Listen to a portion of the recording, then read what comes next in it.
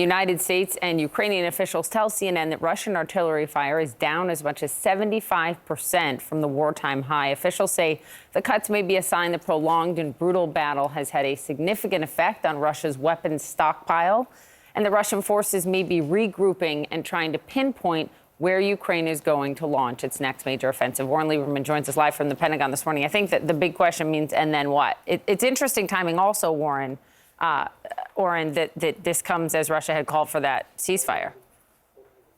Absolutely. A ceasefire the U.S. believes was not intentional, or rather not a real desire for a stoppage to the fight. It was Russian President Vladimir Putin trying to appeal to the Christian faithful and trying to show that it was Ukraine violating the ceasefire. Aside from that, this is an indication with this dramatic decline in artillery fire that something has clearly changed within the way Russia is fighting this war. The question is what? From the wartime high of 20,000 artillery rounds per day down to about 5,000 rounds per day now.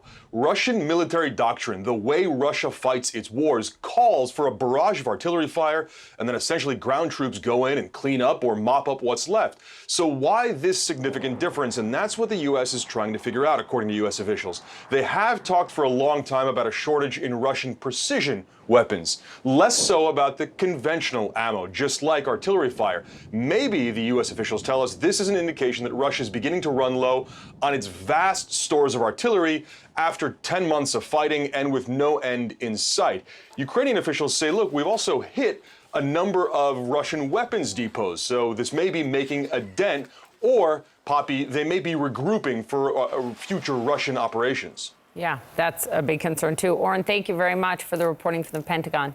U.S. officials tell CNN there has been a, quote, substantive change in the type of weapons being sent to Ukraine as the nation closes in on 1 year since Russia's invasion. And this comes days after the U.S. announced its largest military aid package for Ukraine to date, with new systems that one official says give Ukraine much more capability.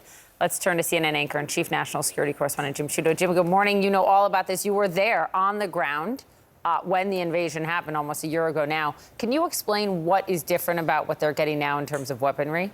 For sure. I think it's always important to look at this, not just one weapon system, but the collection of weapon systems over time and what that tells us about the battle on the ground. So let's look at these latest parts of this package. Bradley fighting vehicles, I'm going to focus on that in a moment. More capable surface-to-air missile systems and surface-to-surface missile systems, artillery systems that are more accurate and have greater ranges. That's the collection of things we've seen recently. Let's look at Bradley fighting vehicles in particular, because these are going now. It's an armored personnel carrier, carries troops into battle, but it also crucially has a TOW missile. This is an anti-tank missile attached to it. You've heard the reluctance throughout this war of the U.S. and its partners to send tanks. This is not a tank, but it does have the ability to attack and destroy Russian tanks, and that's important. It's particularly important on the battlefield in the East. I'm told by U.S. officials that this is in response to what Ukrainians are asking for, and the U.S. and its partners trying to be responsive to what Ukrainians are asking for now. Can you speak to, Jim, what these changes reveal about the battlefield in eastern Ukraine?